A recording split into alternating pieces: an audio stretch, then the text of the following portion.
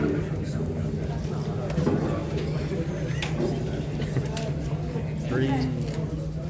4, 5, 6, 7. Testing. You guys let me know when we're good for the Zoom as well.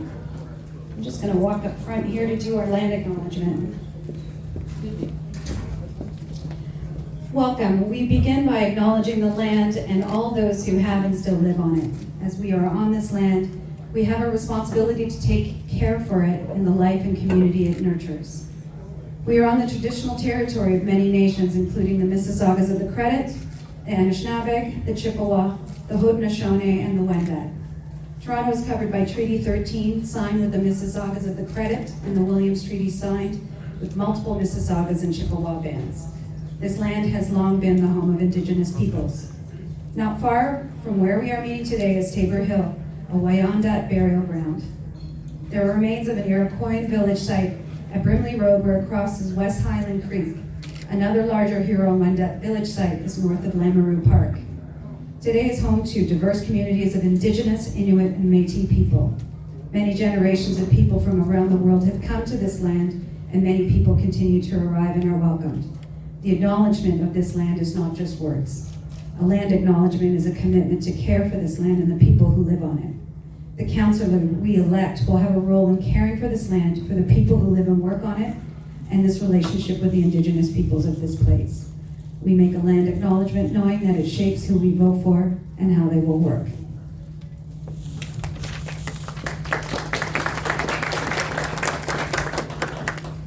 All right, good evening and welcome everybody. My name is Tanya Brookmuller. I'm a longtime Ward 20 resident and I am your volunteer moderator for tonight's discussion.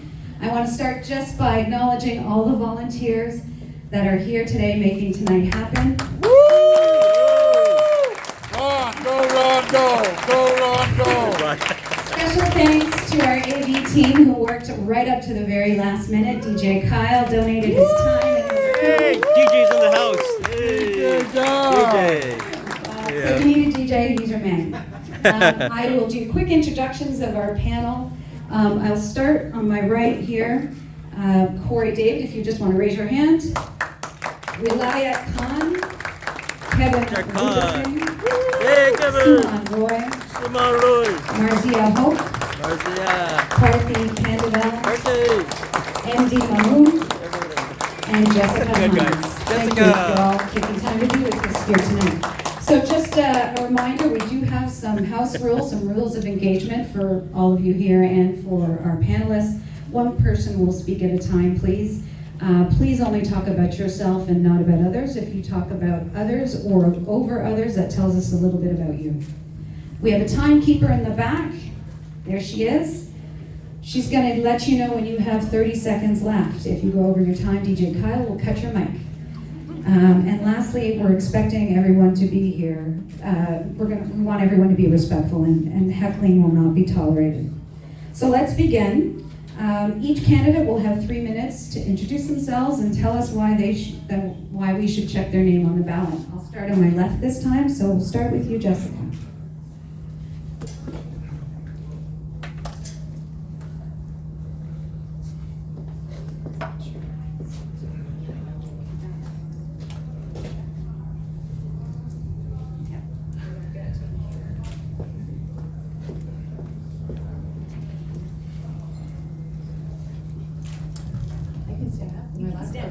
Stand. Timer, you're on. All right. Hello, everyone. Well, hello, neighbors and fellow Scarborough enthusiasts, distinguished members, and am I too close to you? Uh-oh. Is that okay? I just wanted to echo. Okay. Of our community and fellow candidates. I am Jessica Hines, and I am honored to be here and introduce myself to all the wonderful people of Scarborough Southwest. My journey has been one of learning, service, and a deep connection to this community. While getting ready for this introduction, I must admit something. That is, over the years, I've been a receiver from this wonderful community. Whether it's, okay, that's right. Whether that is enjoying the beautiful bluffs having meals with friends at the old Wimpy's Diner, or Use a just microphone so the taking- people online can hear you. Oh, okay, because it cut out. Okay, sorry. Or taking part in track and field at Birchmount. I've enjoyed the benefits of this place, and I believe it's the time for me to run for a simple reason. I've dedicated much of my energy and time to supporting Scarborough as a whole, but Scarborough is where I call home and it's where I've grown up. This community has shaped me, and now I am here to give back. I was born in Toronto, but I spent most of my life in Scarborough. I have a master's degree in international business, and beyond the books, I am an athlete. I'm a lover of sports. You can catch me playing all kinds of sports, from volleyball to basketball, or even ball hockey. The values of discipline, teamwork, and perseverance I've learned from sports are at the heart of my approach to public service. In my campaign, I represent a vision of Scarborough Southwest where equitable housing, strong leadership, and inclusive communities combine to create a sense of unity and belonging for all. I believe by working together, we can address the challenges we are all facing. Transit is a big one. I know the daily frustrations many of us face with our public transportation. I'm on a mission to improve our transit systems, making sure that they are reliable, accessible, and affordable for us all. Secondly, affordable housing is another top priority. I know so many of us are feeling the squeeze of the rising living costs, housing woes, and my mission is to level the playing field, making sure everyone has a safe and affordable place to call home. And lastly, public safety, of course, is crucial. We all want to feel secure in our community, and I'm dedicated to working with local law enforcement to ensure that our streets are safe and that our neighborhoods are welcoming and crime-free. So thank you for your attention, and I look forward to sharing more with you about my vision and hearing your thoughts of how we can work together in making Scarborough Southwest an even better place to live and thrive. Thank you.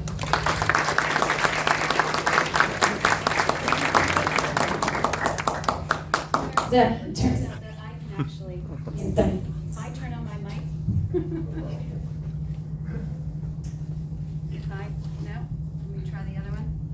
All right, why don't we go to MD Mamoud? You wanna, that might work, so. That was all.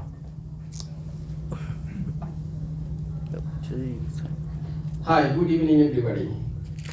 So today we have a time frame of 3, so I'm gonna go a little faster. So if you have anything hearing problem or anything like that, please ask me afterward. I pass my flyer to you, it has everything in it. Now I wanna say something about me. So it has to be my background, why actually I'm running for it, and what actually I'm looking forward to get from your support.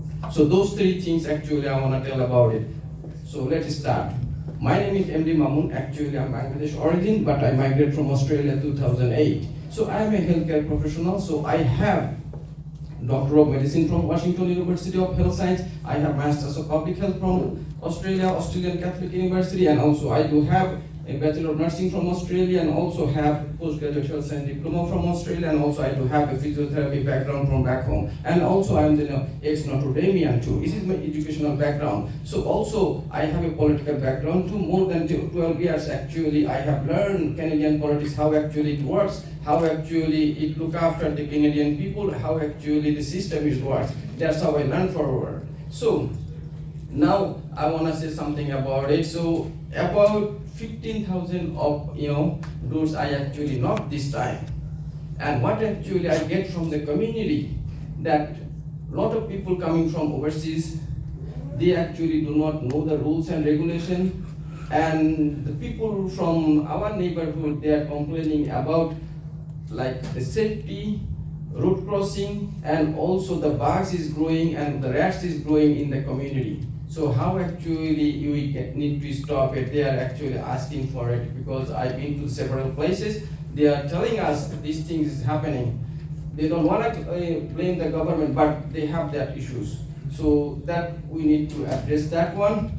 And secondly, as a medical professional, I would like to tell you one thing. Like marijuana is different from general marijuana. So we need to understand why I'm telling that one. So the way the marijuana is actually going to the young generation. Is not, actually doing very good with their brain system and their development. Need to think about it, how actually we handle it. Who actually is the victimite in our family, in our neighborhood. We know what a pathetic scenario is going on in your society. So need to think about it. And finally, I would like to thank all of us because the time is up. I have my flyer with me, so I'll distribute it to you. If you have any concern, anything like that, please come forward and ask me. I will explain to you. So because due to the time limitation, I can't go more than that. And sorry for that inconvenience. So if you have any question, I will stand outside. I will deliver my flyer, so you can ask me and clarify what actually I want to do it. Thank you very much for listening. Thank you very much for the time. Thank you very much once again.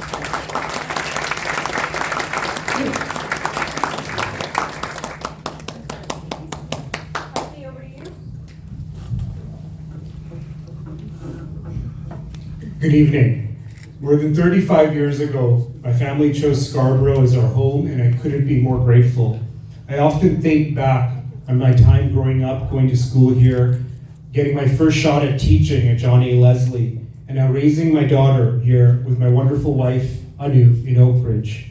Scarborough has changed a lot since I was my daughter's age and continues to change at a rapid pace, despite the fact that the people here have not been consulted. I'm standing in front of you today because enough is enough. Some of you may recognize that slogan from my campaign last year, and I find myself in the unfortunate position of having to repeat it because nothing has changed. Dem evictions are on the rise. We see inappropriate rezoning like the Sun Valley, no different than the Greenbelt scandal, which saw us lose a community institution. I'm reminded of my time battling the dem eviction of Lenmore Court. When the proposal was first drafted, we were upset, knowing full well children would lose important relationships with caring teachers and their friends, which is precisely why I fought so hard as the school trustee with the Birchcliff Residents Association to have that proposal shut down. We lost that battle, but now the innocent residents of Lenmore Court are being uprooted from their homes. Soon, there'll be 12 stories casting a shadow over Birchcliff. Lenmore is our canary in the coal mine. Sadly, this will not be the last dem eviction we see here. We've seen historic immigration over the last couple of years, and Scarborough is getting the bulk of it. There's absolutely no question we need new housing. We are not against all development. We're against bad development. We need to see that housing prioritizes livable, affordable, and walkable communities with the necessary amenities. Development that leaves all of us and our community better off. The people making these decisions don't care about Scarborough. We've seen that for 25 years since amalgamation. This is why we need a strong voice at City Hall. I have that strong and independent voice. And it's why my 21 former colleagues at the TDSB trusted me to be the chair of the budget for the last 3 years, knowing I would treat all neighborhoods with the same care I would my own. It's also why they elected me to be the chair of the single most important decision in the board, the hiring of our one employee, the Director of Education. In my 8 years as your trustee, I learned how to listen to you, move effective motions, and further our local interest. Now is not the time for on-the-job training. I'm the only candidate with elected public service experience that allows me to start the job on day one. Thank you.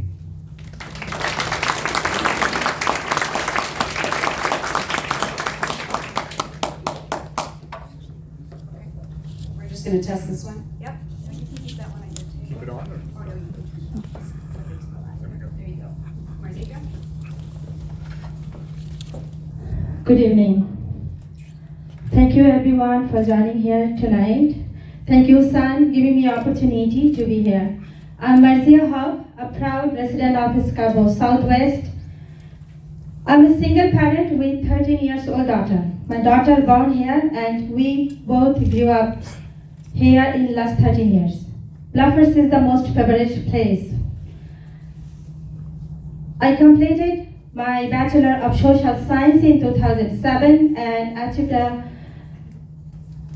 Police Foundation's degree from Canadian Law Enforcement Training College. Following which, I began working with Coastie Immigration Services and helping new immigrant and refugee. As a volunteer with Toronto Police, West Park Hospital, Salvation Army, I always see people are suffering for a lot of issues. So very recently, the issue is affordable housing, cost of living. I see my lot of friends start doing Uber Eats.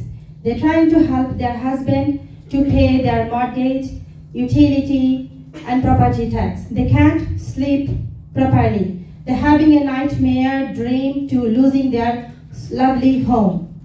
If you go on Kingston, all the way to Ajax, all the motels became shelter. What a horrific situation in our city. They can't afford their rent, cost of living. Same thing to me, I barely afford everything, but no luxury things in my life. So when we are facing all these issues, the same issue everyone, I have a dream to do something for people, to do something for my neighbor. That's why I'm running this election. If I get elected, I will say no tax that increase the threaten raising all these issues, fighting for tenants to stay their homes. I will fight for province to make more affordable housing. Besides this, I will work for safer transit, public transit, safer street, and social and health issues. Also for park and recreation. But I cannot do alone all these things. That's why I need your support. I need your vote on November 30th. And then advance poll will be 25th and 25th November. Thank you so much everyone for listening to me. Thanks, Marzia. Okay, Simon. Good evening, everybody. I'm Suman Roy, and I'm running to be our next councillor for Scarborough Southwest. For those who don't know me, I started in the beginning of pandemic when our community was really hurting. Literally in my backyard, I started Feed Scarborough, where and I don't know about you, but I thought it would be just for 2 weeks. The curve will be flattened and we'll be back to normal. But 3.5 years later, now we serve 7,500 people every week. And the reason I'm saying this, because it is really important for your next councillor to actually demonstrate, not just future tense what we are going to do, that what we have done for our community. When many people abandon the community, what have we done? And it wasn't me who did it alone. It was tremendous amount of community members, like some of you sitting right in this room, who selflessly came out and helped and stood up for the community. And I take the credit because I've got the mic and they don't. But the reality is, okay, there's this, see, I'm getting excited with the mic closer to me.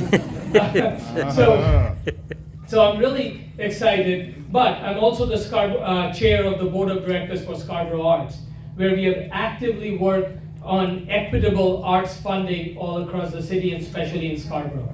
When I took over 4 years ago, we were way down on art spending out of any jurisdiction in GTA. Now we are almost in par with many other jurisdictions.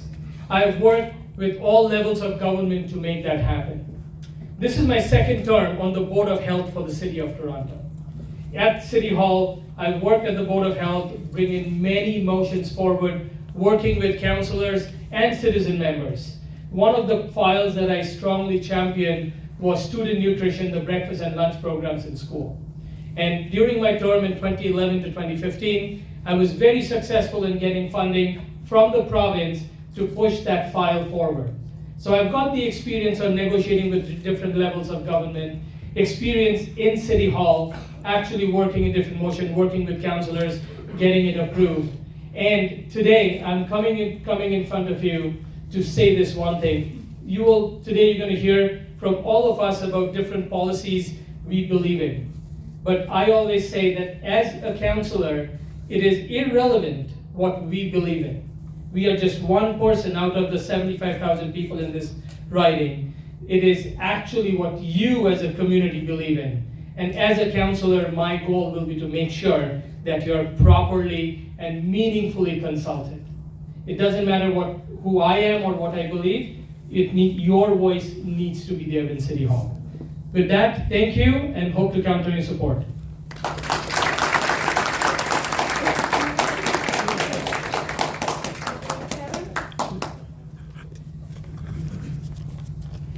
Good evening, everyone. Thank you all for coming. Thank you to the organizers for putting this together. I know how much work it takes to put an event like this on. Thanks for all the candidates who joined as well. It's a lot of work to run for office. And thank you to everyone who's joined us tonight and online and out in the hallway. Really appreciate everyone who's tuned in. So my name is Kevin Rupasingh. I'm running to be the city councilor here. I live in Cliffside, proud to live in Cliffside. Just down the street, a little bit past Rosetta McLean, live here with my partner. She and I love it here. We love everything about Scarborough. The people and the nature, the culture, the food, all of it. This is where we want to raise our family. But part of why I'm running is because sometimes it is hard to feel like there's a future in the city. It is so expensive to live here. It is getting harder and harder to move around. The better future that my parents envisioned for me and my sister when they immigrated here, like a lot of newcomers do, I don't think people share the same optimism that they did back then. It's hard to see that better future that they knew existed. It's a shame because I love this city. I love it here. I want to be able to stay. But too many of us are feeling stuck, right? It doesn't matter if your name's on a mortgage or a lease. Being able to put a roof over your head these days is way harder than it should be. There's folks who, it's getting harder and harder to move around in our city. It doesn't matter if you're taking public transit or if you're navigating our roads that are dangerous and crumbling apart. And far too often, I think we don't feel as safe as we should in our community.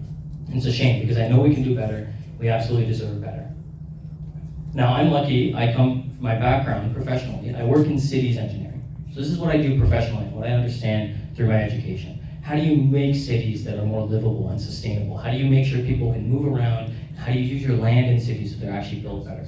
That's what I do for my day job. But I used to do a lot of advocacy in our community, speaking up, working together with community members, pushing through life-saving measures at City Hall to make our streets safer, pushing City Hall to actually invest in better transit. So I know how things are done at City Hall. I've had the chance to affect a lot of change there, and I have a track record of success. But I've started to realize that, you know what? There's only so much I can do on the professional side. There's only so much I can do as a community organizer. At some point, you need the political leadership. And I'm personally motivated to see our community thrive because I live here. This is where I want to raise my family. I believe that this is a city where we can actually have everybody find a home that they can afford. I believe this is a city where everyone can safely and quickly get to where they need to after we've fixed our roads. And I believe this is a place where everyone can feel safe and welcome in their communities. And honestly, we need to be able to take bold action on the climate crisis that we have so that we are a sustainable and resilient city, so we have something for future generations. I know all of that's possible, but we need a new generation of leaders to move us forward. We have to leave behind some of the ineffective approaches of the past. An open council seat is a rare opportunity that we have to actually take our community in a different direction. We did this before, back in 2018, when my friend and our MPP, Dolly Begum, was sent to Queen's Park to represent us. I want to follow in her footsteps and be the champion for us at City Hall. I can't do it alone, and hopefully I can count on your support. Thank you very much. Elias? Thank you very much. My name is Khan Vilayat. I am a worker. I am still worker. I am always worker. I am a unionist. One time the city of Toronto have a taxi advisory committee. It was an election and I was elected as a taxi advisory committee member back in David Miller time. It was 8 members, 7 of them for minority community elected because the cab driver vote, that's the category. And the city of Toronto never called the election again. So only one time. Because of 7 members of minority community. They never call again. It was a David Miller, the mayor, it was NDP, but they never call the election again. How they hate us. That's what I believe. I worked 3 years with the city councilor. we recommend them. I still worker. I work with the CAW, 416, taxi union. One time we succeed, next time we fail, and they fire us. This taxi company fire us. That's what we are here. That's what I am here, for worker. I still working. I'm licensed mechanic. I work as a mechanic too. I'm a real estate agent. I built a house in Scarborough. I live in Scarborough, 3099 Danforth Avenue. I know how to tackle these houses. I know how to go to get the permit. If you apply the permit today for your house, it's 2 years. It takes 2 years to sitting the table of the bureaucracy. They call it red tape. It's not red tape, it's more than that. Your city council doesn't work. Your bureaucracy is a work. Everything is going city hall. City council don't care. They say, send to the staff. And that your permit sitting there for 2 years. How are you going to tackle this housing? If that same permit you apply today, 2 years is sitting the table of the planner, bureaucrats. That's wrong. It's supposed to be not that. We should pay the money to our planner, the private sector, and they stamp it. They are the same engineer as the city council. And you got a permit within 90 days, we can take out the housing. It's not going to work. Trust me, the city councilor sitting there 30 years, father, son, daughter, they hire their own people, they hire their own family. I have a proof of that. Okay, I think we're at time. Thank you very much. Thanks, Con. God bless you.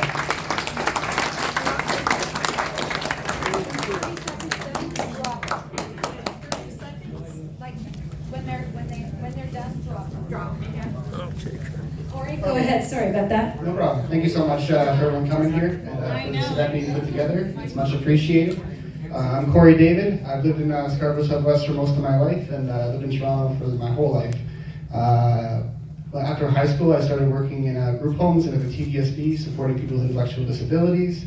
Then I went to George Brown College and for electrical mechanical engineering and got a job as a machinist working in metal fabrication for another 7 years, 5 in Vaughan and 2 in Scarborough.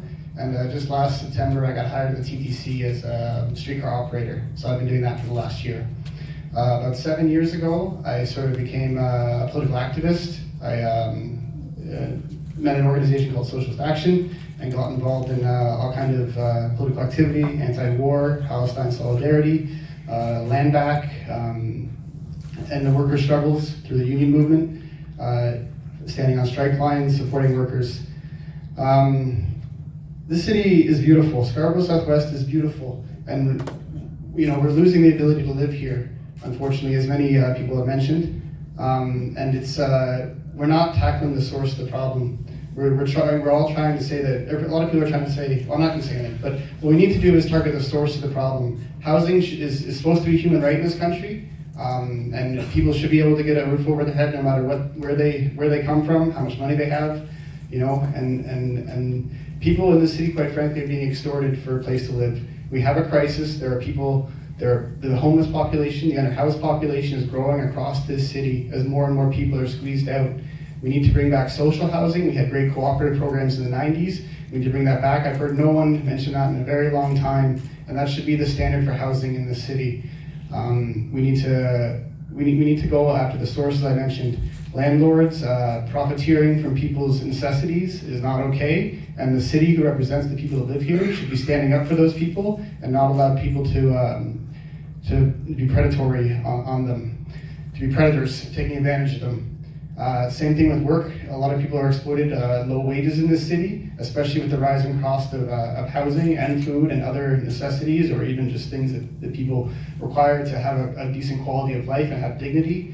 All those costs are rising, and the wages are not keeping up, and there are a few people profiting off of the misery and the servitude of many, and we need to challenge that. That's this government that's what the government should be doing. It should be representing the people, and it should be trying to look out for them and make sure that they have a good life. Everyone who comes here can be a resident of Toronto. We shouldn't be turning people away. There may be a lot of immigration, but we can accommodate that. There are unused units that we can take advantage of. We shouldn't be allowing them to sit empty. We shouldn't be allowing the people to live on the street and die on the street as they do. Anyways, I'm running for a working class government. That's what I want to see in the city. That's what I think we need. I need the community to express what they need, because I'm only one person who lives here and I don't see every angle of it. Anyways, I think my time's up, so thank you so much for giving me a chance to speak here. Thank you. Thanks, Corey. Okay, what we're going to do now is we're going to move to a group discussion table by table. So each table has been randomly assigned a theme. Each person at that table will have 2 minutes to answer the question for that table, and then we've allotted some time for a little discussion. So we'll start with table 1, which happens to be Corey's table. So the question that I have for you is, if you were elected, what does success look like to you in the first 90 days, the first year, and then the end of your term? So try and provide some tangible and relatable examples. You don't have to go first, Corey, but you can, and then you'll each have 2 minutes. Would any of you like to go first? So before each of you speak, the people online can't read the name card, so just say your name again. Yes. Okay. Again, this is Corey David. In terms of success in the first 9 months here, I would like to get rent control put in place and control on rent evictions, so that if people either leave their units or are forced out for whatever reason, that the cost of that unit cannot be raised above guideline. I'd like to put a rent freeze in where it can't be raised at all. That would be a goal. I don't know how tangible that is given the rest of the makeup of City Council. So that'd be a goal for the first 9 months, to introduce legislation of rent control. I'd like to, in the first year, I'd like to propose a cooperative housing model for the city to adopt, for it to take over properties that are that are not being used for permanent occupancy, they're either sitting vacant or being used for temporary vacancy. I'd like to put into place mechanics to make that happen, so we can get social housing built in the city. There are ways we can do that in terms of getting funding to purchase the property if necessary, through levying taxes on like mansion taxes or multiple unit taxes if people have more than one house in the city or units as an individual. I don't think people need more than one unit in the city. Everyone needs a place to live, and we need to make that happen. So that's what success would look like to me. I don't think that I could accomplish those things within a year or a year and a half right away, but I want to get the ball rolling on that stuff, and that's my answer. Thank you. Thanks, Corey. So I think what you're saying is, by the end of your term, those are some of the things that you'd like to accomplish. Yeah. Okay. Wilayat or Khan? Yes. You can go ahead. Same question for you. What does success look like for you in the first 90 days, Thank the you first very year, much. and the end of your term? Okay, I have a real estate license, and when I went to get a license, there's a problem with the getting the permit. There's too many, every block have a different zoning. You know the zoning, where you can build 1 house, 2 house, 3 house, 5 house. And if you apply the permit for your extension, your house, you're gonna take 2 years to get a permit. How are you gonna tackle this? So if I'm elected, I will give this one same, we're gonna have a private permit to give to the examiner and architect or private. So I can recommend the city to give to the private people. They are also same engineer and architect, and they can step your drawing if you apply and give you the permit. We don't have to go to the city and sitting there at the bureaucracy table for 2 years. The 2 years is too long to get a permit. You can't build a house in overnight. This takes time. But the same people, you pay the money to get a drawing, the zoning, This is the same qualified people sitting in the city.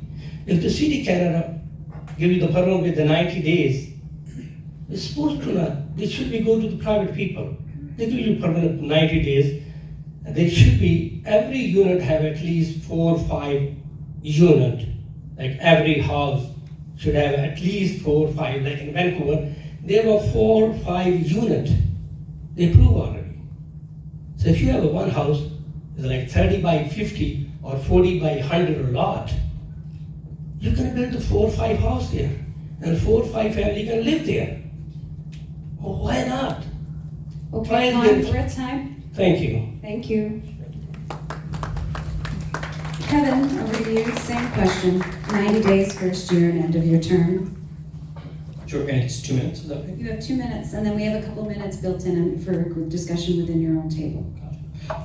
It's a very interesting question. I mean, to me, success, the vision that I have for where our community is one where people can safely move around, where they can get access to jobs and opportunities, where they can quickly and reliably get to where they need to, where kids feel they can get around on their own safely, one where everybody has a roof over their head and they can find a home where that they can afford, one where we are turning the tide on climate and where we're heading, that we've taken such a long time to actually recognize as an issue. All of these are big issues. They're not going to happen overnight. I'm not going to pretend to you that we can fix all of this in 90 days or 1 year. But 90 days from now, we'll have gone through a budget cycle. And I think it's very important to us that as a community that we've had the chance to sit down and identify some of our priorities as a community and then actually push for those things at City Hall, because your budget is where you determine your priorities. We've been making the wrong things a priority for far too long.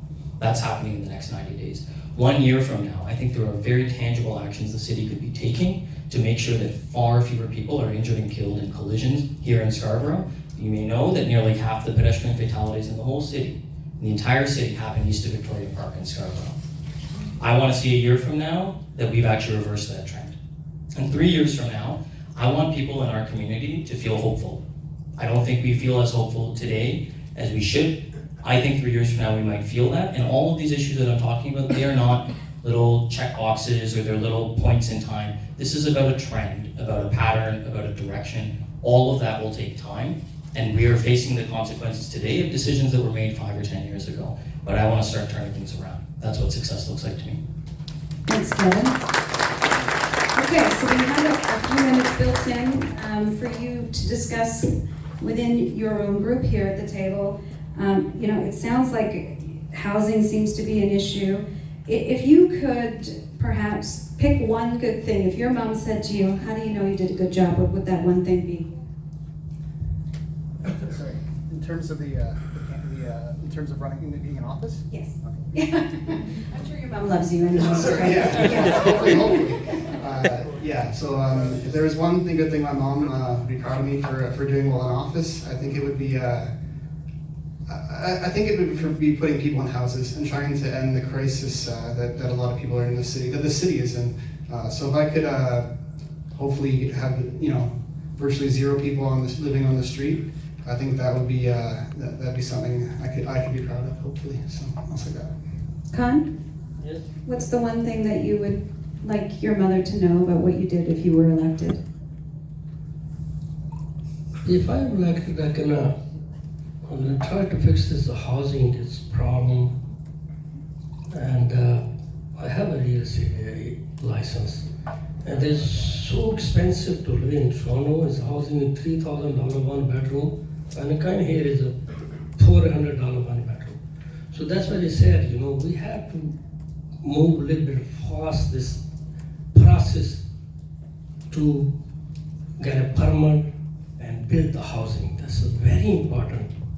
It's 2 years in this technology we have today. Everything is computerized. Everybody knew that the people in the industry, and they should go a little faster than to build the house. That's what my plan is. Thank you. Okay, thanks. Kevin? I think housing is absolutely the number one thing on everyone's mind.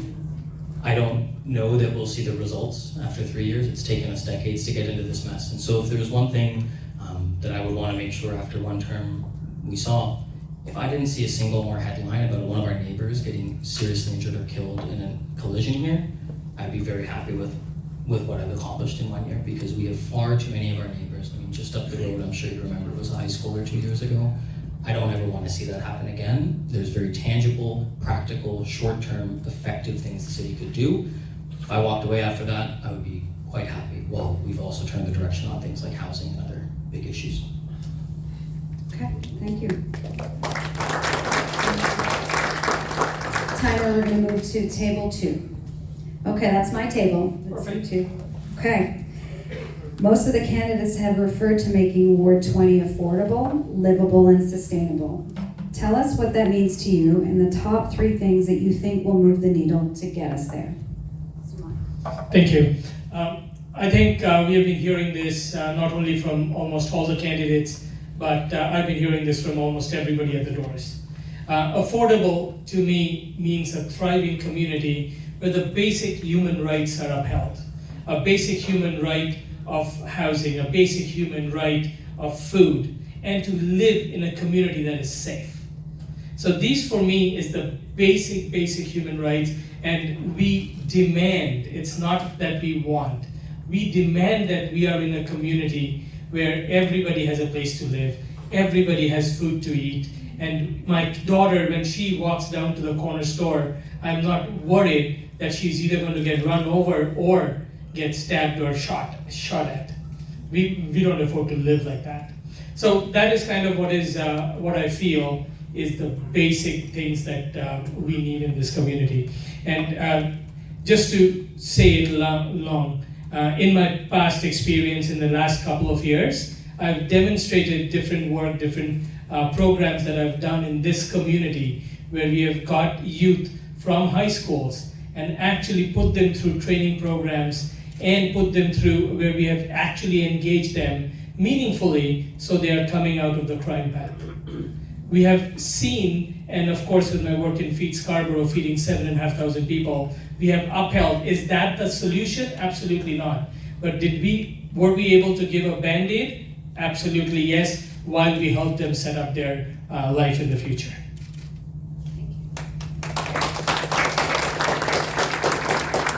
Don't forget to say your name. Suman Roy. Yep. Marzia Haq.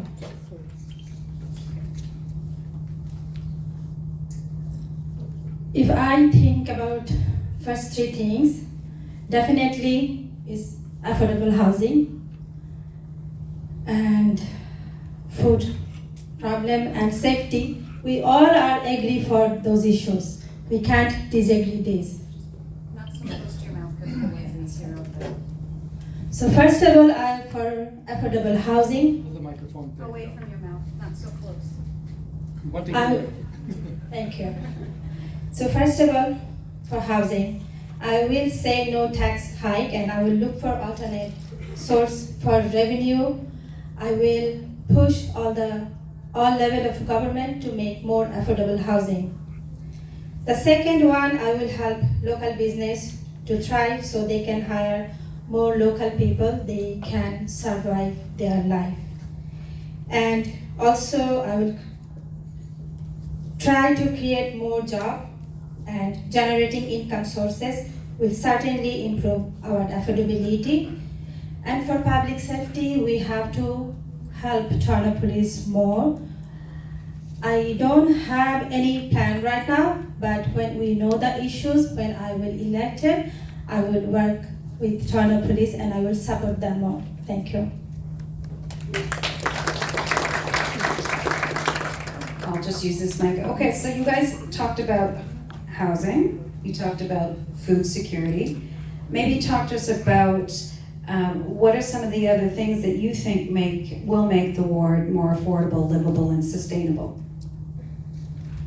So I think one of the things that I talked earlier is actually being consulted and meaningfully consulted, not just a checkbox that many times we see. And it is not me who decides what is the perfect situation for you. You as community members needs to have that voice. And that is really important to uphold that voice. And that is something that I will work with diligently. And if I had the question that table had, my first 3 months goal would be to actually have process in place where everybody can be meaningfully consulted to make our community thriving. Marisa, do you have anything else? Marcia, sorry, Marcia. Okay, thank you. So the same thing, we're gonna pass the information to all people. The city has lots of service that people don't know, so we have to inform about them. And so when the same thing, when we know the issue, we can work. Thank you. Thank you. Okay, last but not least, table 3. One of the most common complaints about politicians is that they're inaccessible. Talk to us about how you'll remain engaged in the community and with the community, how and where you'll set up your office, and what commitments you'll make to stay connected with all of us. Do you want to go first, Parthy? Sure. Could you mind repeating the question just one more time, very quickly? Absolutely. Talk to us about how you will remain engaged with the community, how and where you'll set up your office, and what commitments you will make to stay connected with all of us. It feels like we were just here last year. The conclusion of that was, as many here will remember, is a few percentage points between the former incumbent and I. And many people were surprised, but we weren't. As a school trustee of 8 years, I was incredibly accessible. Many others did and do now have party machinery behind us. We had parent council chairs who saw how accessible I was. The salary is $25K, you have no staff, but all the parent council chairs had my cell number. They passed it on to parents when there was issues. I had regular monthly town forums where we brought in the senior staff, the senior superintendents to problem solve and clearly answer questions parents and parent councils had. We had online Zoom forums weekly during the early months of 2020 to ensure parents were up to date about our plans, especially with reopening. We did regular communications, newsletters. That is the same approach I want to bring to City Hall, where we'll have community working groups set up in the first 90 days for all the major developments happening with Scarborough Junction, Golden Mile, Kingston Road, and the Quarry Lands. Having monthly opportunities in an Ask AMA, Ask Me Anything format is something I made a public commitment to last year and this year. It's something I did for 8 years to ensure there's open and clear questions to our senior staff and even the developers on those applications, and of course, on a whole host of issues. Lastly, City Hall, night traffic in Toronto is a nightmare, whether it's the City Hall and increasingly becoming to getting to Scarborough Civic Centre. I will commit to opening a constituency office in the center of our ward, accessible to all in our community, to have in-person dialogue, consultation. Thank you. Thanks, Parthy. MD Mamon.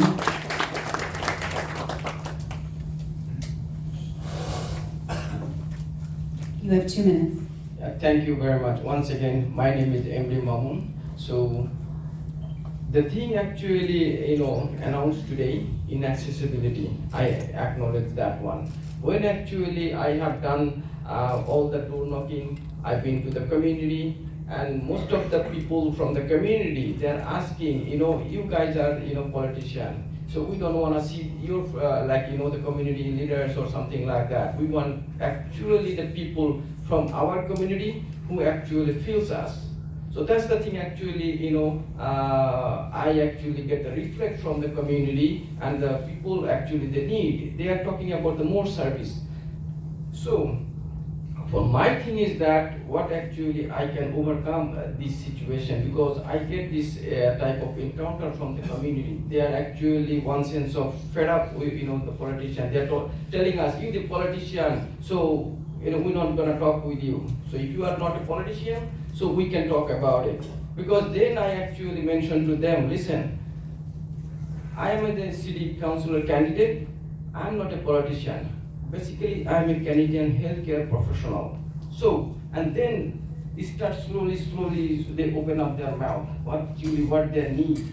The thing actually I would like to highlight, so we as a candidate, we as a councillor need to go close to the resident of the Scarborough Southwest. Then we can find out the actual fact. So thing is that we're not thinking about thinking about the actual fact, what actually their need. We have to do those things priority basis, like a human science, human being, human thing. It doesn't actually goes like a plan way. Anything emergency, they have a different type of management. So the city goes like plan wise. Actually, the previous councillor, whatever they have to set their priorities, we have to follow that one. And top of that one, we need to engage our community people. They need to bring forward to get them know what actually happening. If you don't get up, from Thank you, we're at time. Thank you very much for listening. So as I mentioned, I do need a little bit more time to explain those things. We'll have time after, so let Jessica have her turn, and then we'll come back. Jessica.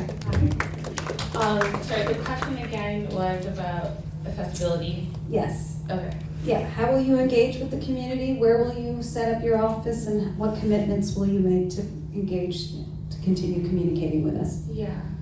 Well, for one, I hope that this community will select a candidate that you believe is, sorry, the echoing is annoying, that you believe is personable, that you can actually approach, that doesn't have, you don't feel that there's some sort of hierarchy when you're approaching them. So I feel that the person themselves is important in that process in terms of like accessibility.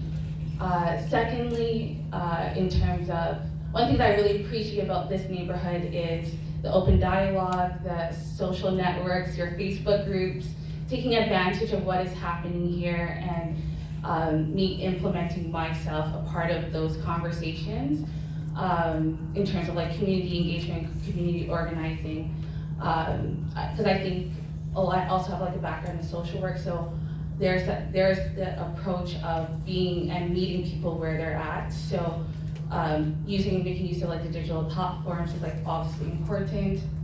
Having a physical space. So right now I don't even have a physical space. I'm just doing this remotely. So in terms of getting an actual space, that is something that I can work with you all on in establishing where would be an appropriate space that you guys will feel that is accessible for you to go to, meet up, all that good stuff. And I had an idea and I lost it. I don't know happens. And I'm so young, I shouldn't have brain fog. Okay.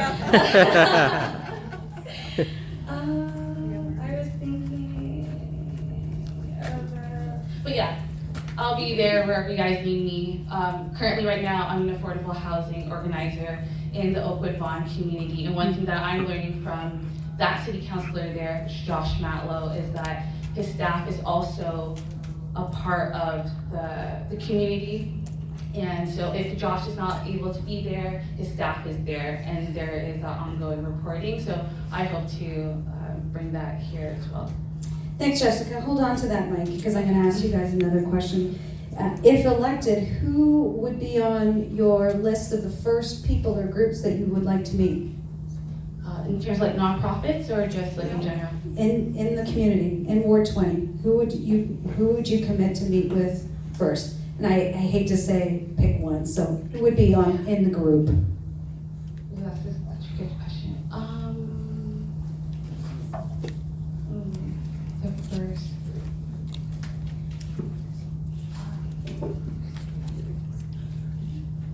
If you want to hold off, you can defer for now. I'm not sure if Parthy or MD want to answer that same question. Yeah. Who are some of the people that you're going to meet first if you were elected?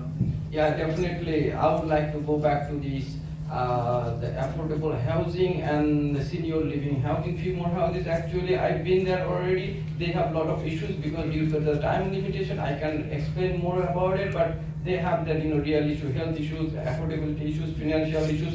They have a huge, and also as I mentioned, bug issues. They are mentioning to them several times. They also, actually a little bit of crazy about those things. This has not been looked after since long. So I want to go back to them first. The seniors, I'm not want to say the seniors, but those people actually need them. I want to go back to them first. Thank you very much. It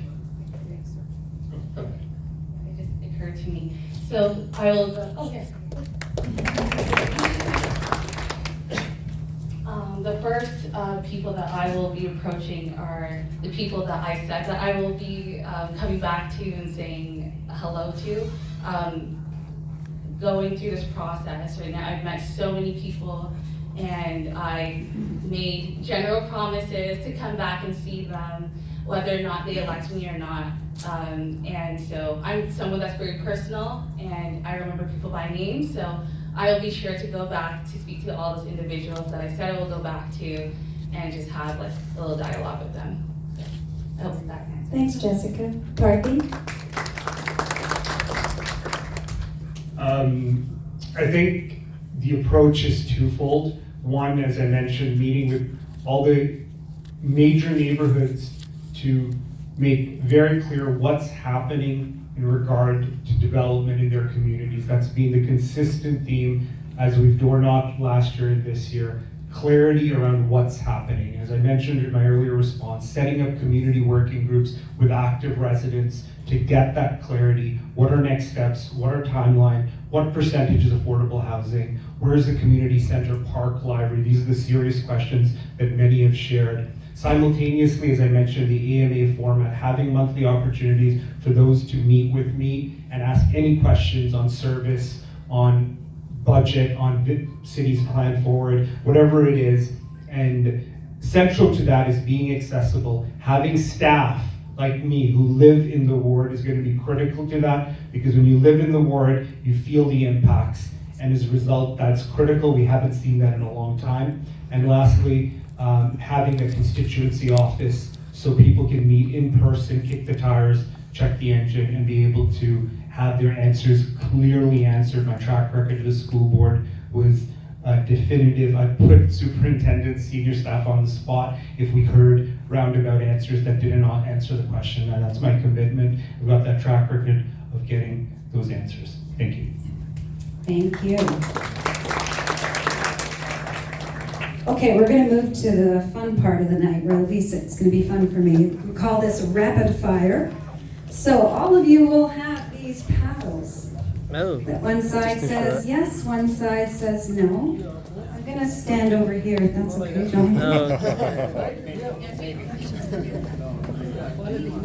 Sorry, Mike. I'm going to do this if that's okay. All right, guys. Okay, so I have a bunch of questions here. So this is how it's going to work. I'm going to ask you yes/no questions. They're based on local issues and some of the questions that have been pre-submitted. No discussion here. You answer with your paddles. We're going to do a test run here.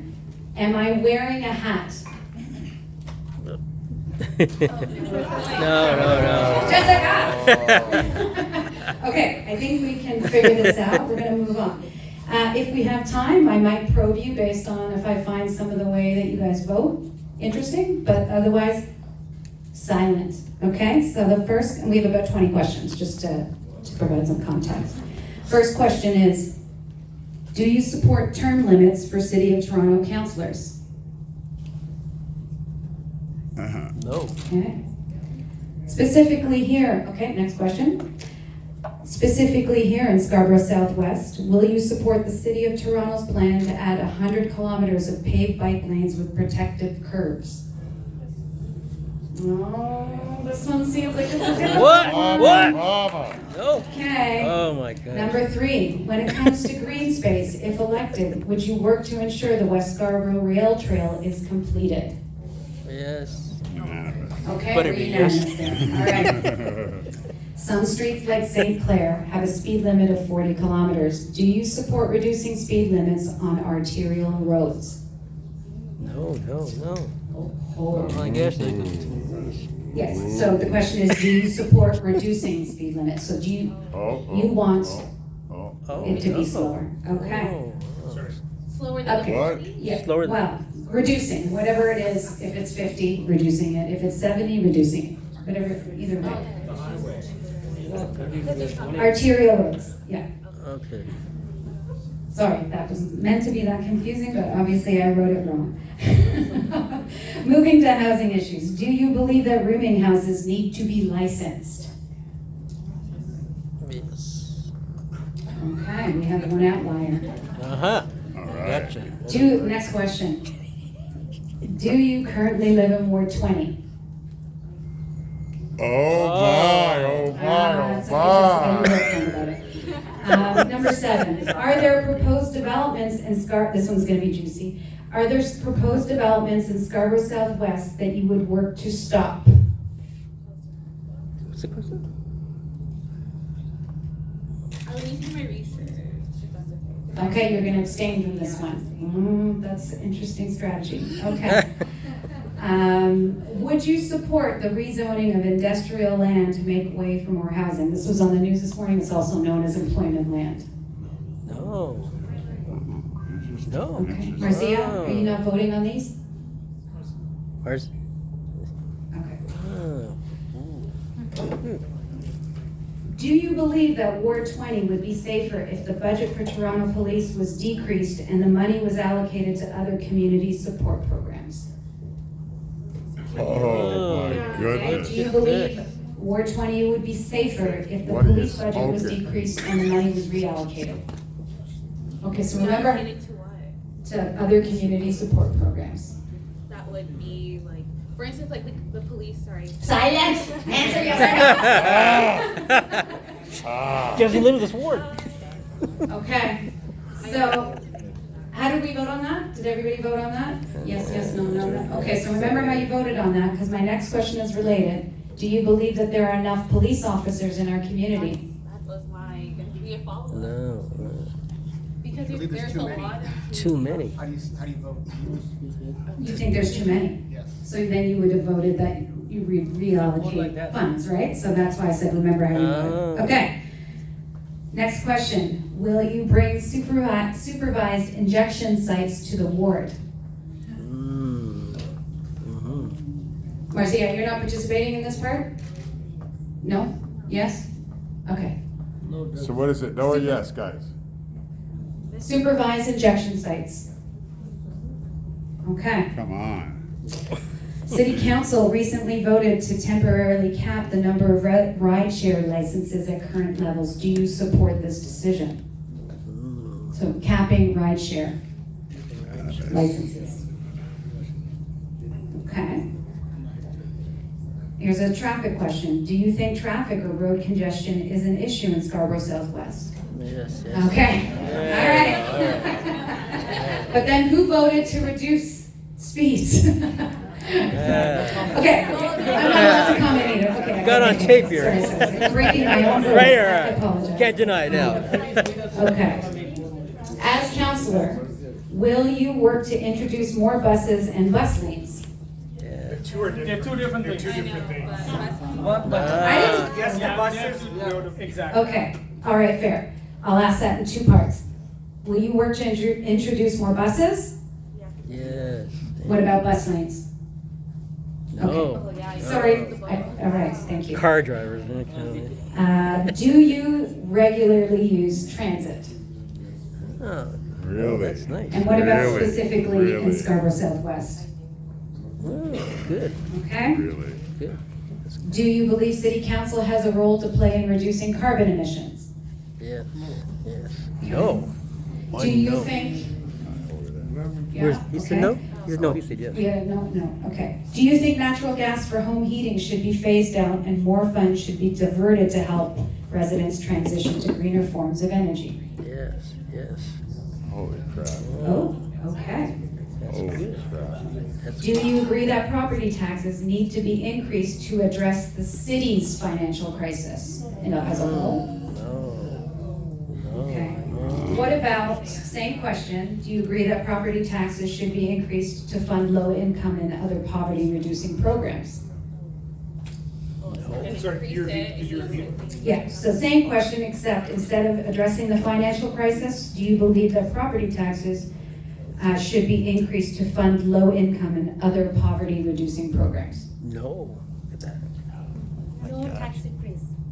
Okay. And last question, do you support continued funding for arts and culture in the municipal budget? Yes, yes. Who said no? Again. Con again. How are we doing for time? It's like We're actually Star doing Trek really well. again. Con. So here's the twist. For the next session, you all get to choose one question you voted on. So out of the 20 plus questions I asked you guys, you get to choose one and you get to expand on, explain, change your mind based on the discussion, and you'll get a minute each, maybe a little bit more. So, I think you went last, so do you want to go first? You get the first choice. Okay, so you get to choose one of those 20 questions. Tell us which question you like and why, and when you want to talk about it. Okay. So I'll speak about the taxes. Okay. As much as there's a lot of discussion around taxes, whether that is when people compare Toronto to other cities, comparatively, people say we pay minimal in taxes, so on and so forth. My thing is, when it comes to whether it is increasing or decreasing taxes, we need to step back as a city and see what have we been doing with the money that we've been, what have we been doing with the money that we have right now? And then from there, we need to make a clear decision as to whether or not we need to increase or we need to just stabilize the tax right now. When we look at other cities like Hamilton, for instance, they are paying like a lot in taxes, but yet look at the quality of like living in that specific neighborhood. So considering that Toronto, we are paying, I guess, relatively low in taxes compared to other cities, we're not seeing the benefits, we're not seeing where our taxes are going. The fact that we're almost at okay, but yeah, we just need to see what we are doing with the current budget right now, and then we can make like a better and fair assessment as to whether or not we should increase or decrease our taxes. Okay, so to be fair, we'll go to a minute 30, okay? Jessica set you the get to standard. tell us which question you want to talk about and what you're going to do with it. Are you going to explain, change, deny, all of that? Yeah, change the line. Okay, actually I would like to pick up that one.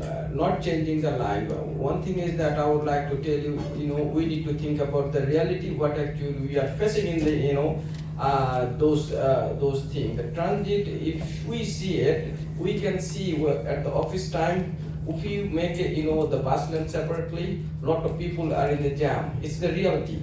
So I don't know why actually, city made this plan. So bus lane should be separate from the other. So I don't actually totally understand that one. In the reality, it's making a huge traffic, because when I drive in the morning, when you go to the office, when actually you go to the pick up the kids, when you wanna go to the drop off your kids, you know the reality, what's actually happening. How actually they are doing and divided the bus lane separate from the others. I don't actually understand that one. So for this one, if I get elected as a city councilor, I'll definitely think about it. I'm more related to about the service. The service we are getting, we have a question about it. And thank you very much. My time is up. Thank you. Thank you, Karthik. To me, the most important question tonight was the property tax question. It's the ultimate and fundamental thing that a city government does. Who gets what vis-a-vis taxes? And remember carefully those who voted no to raise your property tax. Because either A, they don't understand how municipal government works, or B, they're lying to you. In any scenario, they don't deserve your vote. I don't want to lie to you and say I'm not going to raise property tax, but it's the last resort that I'll have to support in the scenario that we can't find revenue tools through other mechanisms. We can introduce a hotel tax. Many leading world-class cities have that. We can look at increasing property tax on those who own 5, 6, 7 plus more properties. There's a way we can increase the land transfer tax for properties more than $3 million and even increase the property tax for properties more than $3 million. After exhausting all of these options, I remember the conversations at the doorstep last summer and this fall of hardworking, working class people who cannot handle a property tax increase. Fixed income folks with disability, seniors like my mom, who can't be able, I don't want to lie to you and say no to property tax. I want to tell you the truth, but I will fight and work hard to find other revenue tools and expenditures that are a waste. You see my flyer, $300 million for FIFA soccer, where the average ticket will be at least $1,000. most Scarborough Southwest folks are not going to the FICA tournament. So when you think wisely, vote for someone who won't lie to you. Thank you. Thanks, Parthi. Marcia, do you want to participate in this? Yeah. Tell us which question you're choosing to talk about. Thank you, everyone. I will choose no tax increase. I'm not saying no tax. I'm just saying no increase. People are already suffering from after pandemic. People are suffering a lot for their houses, mortgage, small business, everything. A lot of business is closed, so they can't survive their life. And more tax, less spending on necessities, family suffers. Children get less opportunities, their extracurricular activities. Tax hike affects every aspect of our life, so I will oppose tax hikes and look for alternate source of funds like business, more establishments, improve tourism. Thank you.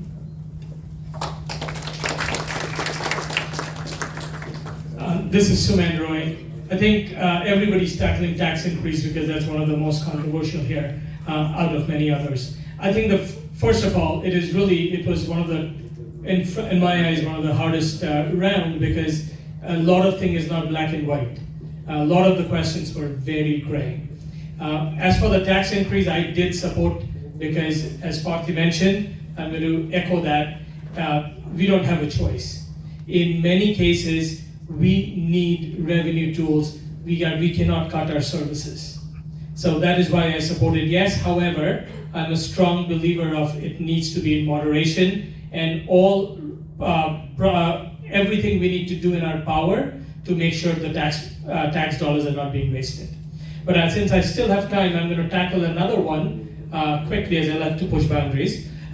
Sorry, is the dedicated cycling lane.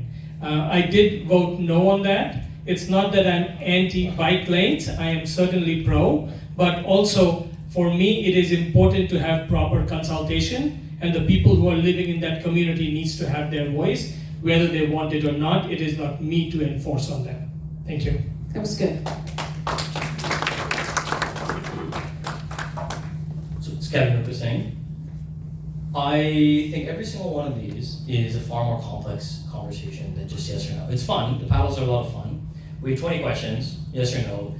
That's actually a million different combinations. There's not a single person in this room, like I mean that literally, it is a million different combinations. Not one person in this room is going to agree with the exact order that I put those up, and I don't think anyone will actually remember what those questions actually were, exactly how they were worded and what they were intended.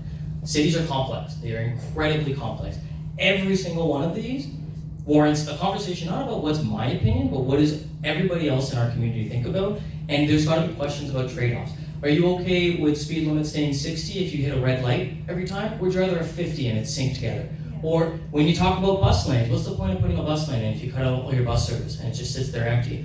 If a bus came every minute, would you feel a little bit better? When it comes to things like taxes, do we have to increase our property taxes to get out of the budget crisis, or are we dealing with pennies on the dollar and we actually need to look at things like the commercial parking levy or a different deal with the provincial and federal government? Every single one of these, it's fun. These are actually really fun. I like them. But this isn't how you govern. This is not how I'm going to govern. You're never going to see me sit here with a paddle and just say yes, no, like you see the little council buttons.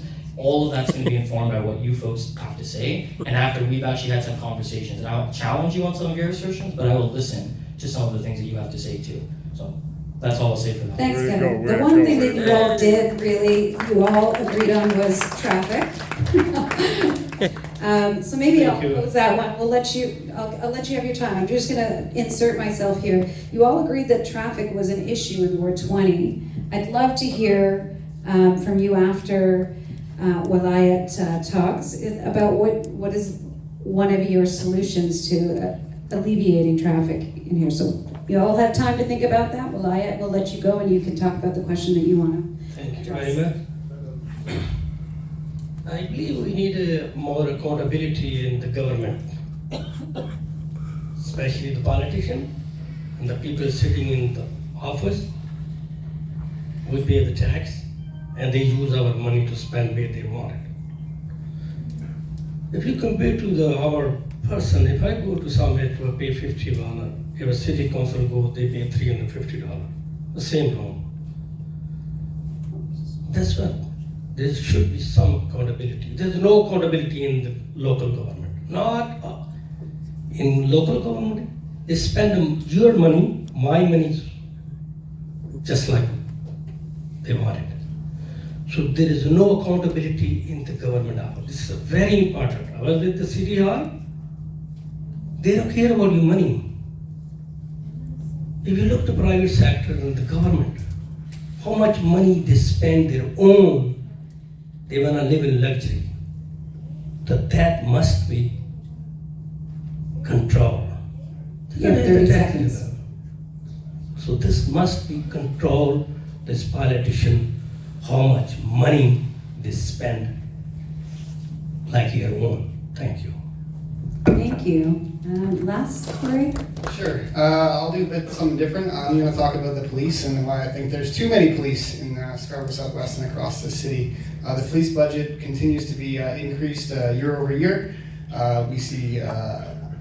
We saw 2-3 years ago, summer 2021, police attacked homeless people, underhoused people in encampments downtown. I was there at a demonstration after declaring it Lamport. I was attacked by police outside 14 Division. I was arrested and dragged to the courts for about a year. I got my charges dropped about a year and a half ago. Anyways, the police, what do the police do? They protect private property. When workers go on strike, when they demand better for themselves and for their communities, police are there to stand with private property, with corporations, with landlords. They evict people from homes, they throw them on the streets. Police that's their goal, that's their role in the city. That's their function. Yes, they deal with violent crime and other things, but the crisis is not when people pick up a gun and shoot someone. The crisis starts much earlier than that, when someone starts on that road, when they don't have the social supports, the community, and the networks that have them have a healthy development. And they're driven to find other ways to make money than the legitimate ways that society allows. So I think I'm for the eventual abolition of the police. I think that we do need security in society, but it needs to be community-led. It needs to be for the community. It needs to be for the working class, and not against them the way it is now. So that's where I'll leave it at that. Yeah, I'll leave it at that. Thanks, Corey. So we're almost at time, but I saw a visceral reaction from a number of people in the audience when we talked about traffic, and you all agree that traffic is an issue. So if any of you would like to comment on that, on how you think we can improve that or alleviate traffic and congestion in the ward, we'd love to hear from you. You have a mic, yep. Kevin, you go next. Okay. I think, as I described earlier, it's increasingly becoming a nightmare to get around our city. The city didn't consult us when they closed our access to the Gardiner and a whole host of transportation decisions. We're seeing now, just outside of our ward, but impacts us just as deeply, is the red lanes on Kennedy and Midland.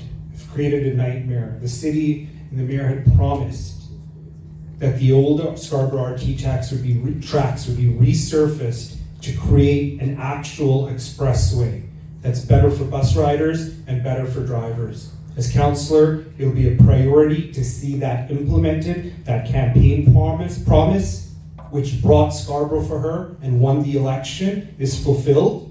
I've got the experience and strong voice by uniting Scarborough trustees on a host of issues. I was on the board. We're going to make that happen. I've got the skill set to bring voices from across the spectrum. I've been endorsed by people from all parties, because when we select a councillor, we're selecting a representative of the people, not a representative of a party. Thank you. Thank you. Kevin?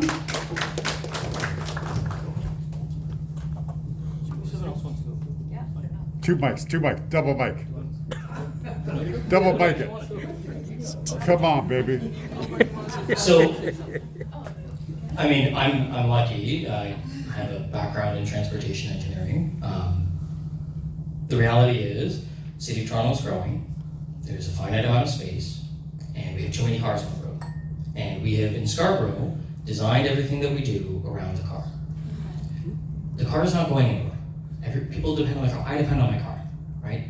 But there's a lot of trips that people take that don't actually need to be done by a car. And the way that you get people to leave their car at home You invest in a robust transit system, you make sure there are safe alternatives, like walking, biking, riding a scooter, whatever it might be, so kids can get to school and so that you can go to the pharmacy or pick up your lunch while you're working from home and not having to get in your car and drive. Obviously, the car is not going anywhere. In Toronto, in Scarborough, we still have to accommodate people driving. We have to make sure that it's the right types of trips. And it's just a basic geometry problem. I'm lucky I've got a master's in transportation engineering, but you certainly don't need one to just realize the fewer cars that are on the road, the better off every one of us will be. And as our community changes and grows, there's an opportunity to make sure that, you know what, we don't have to have a grocery store 5 kilometers down the road, we can have one in the neighborhood, right? Or that there's a coffee shop or a child care center or a new school. When's the last time we opened up a new school, right, in the area? These are the sorts of things that we can do, and transportation and land use are very intimately linked. You need a counselor who can actually help lead those conversations through, and that's exactly what I'm going to be doing. Thank you. All right.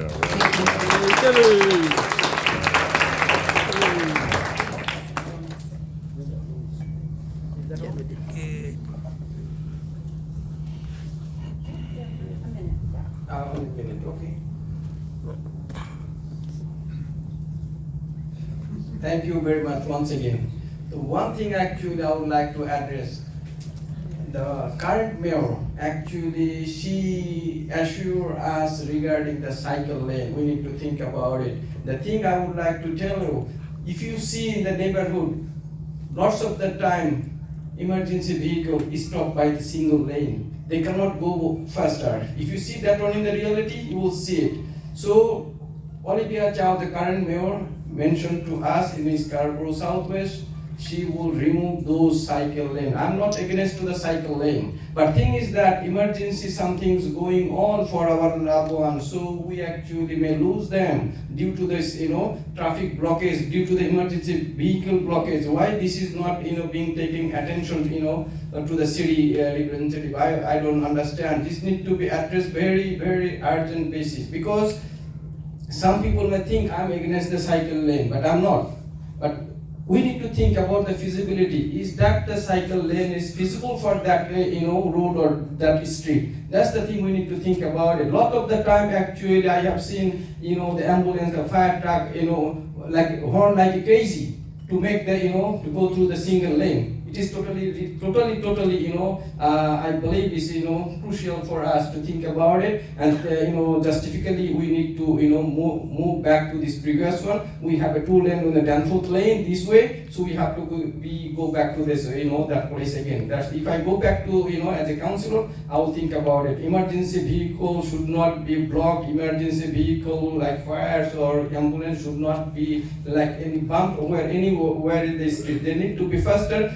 Within 3 to 7 minutes, according to the nature of the incident, they have to be there. They have to be there to save the lives. So Thank that's you. about it. Thank you very much for listening.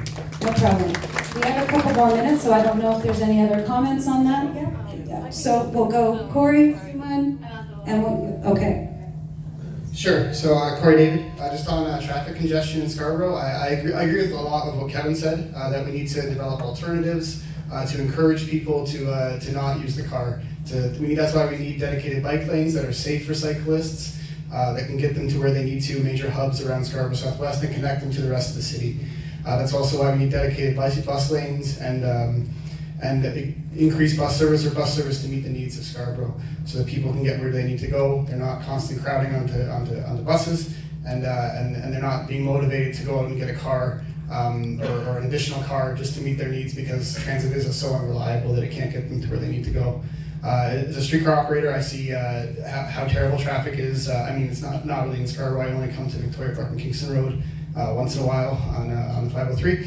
But across the city, congestion is a major issue, and we need to try and think about ways to better have traffic flow through Scarborough Southwest, whether that's setting up lights or having no left turns at certain times during rush hour or peak hours. There's all kinds of things. You could have pedestrian bridges over roadways. There's all kinds of ways that we could alleviate traffic in Scarborough Southwest, and we need to think about what we can do in the immediate. It's going to take a major intervention from possibly multiple levels of government to create sustainable transit across the city, but in this riding. But there are ways that we can improve it right now. Anyways, so that's all I want to say. Thank you. Thanks, Corey. That was very thoughtful. Thanks. It is a very, very multifaceted problem. And to be very short and quick, we need proper rezoning in whenever there's an opportunity to have walkable neighborhoods. Transit is a key factor, but also having neighborhood safety plan in more communities in our riding is really important. And for those who do not know, neighborhood safety plan is a pilot project from the City of Toronto. I actively advocated for our community and the Oak Ridge community, which is within our riding. We were very successful in last couple of weeks ago to get approved to be a neighborhood safety plan and to actually incorporate our various traffic measures as a part of that is eventually going to help us to be more reliant on safety and transit. Okay, we're got about 2 minutes, so Jessica, we're gonna let you close it off and then we'll open up to Q&A. Okay, sounds great. Hello? Okay, great. So a few things came to mind when it comes to transit. Well, for one, I'm someone that takes the bus regularly. As someone that lives in Agent Court neighborhood, it actually takes me about an hour to get down here from transit. And so it is very difficult to get around here. And obviously, when we look at Kingston Road, that traditionally was once Highway 2, once upon a time. And now with the increase in density that is proposed for that, for Kingston Road, transit is definitely going to be like a huge issue with the upcoming density. So a few things came to mind was one is having or bringing into place varied speeding limits at certain times. Of course, and this kind of goes into conflict that we were talking about, like having the 40 and then 30 or having 40 and 70, like it'll really vary depending on like major roads. So I think once we do like a better assessment of that, then I think that could help with some sort of that congestion. And then of course, making use of technology, right? Most of us are using, hopefully, Google Maps or your iPhones or whatever.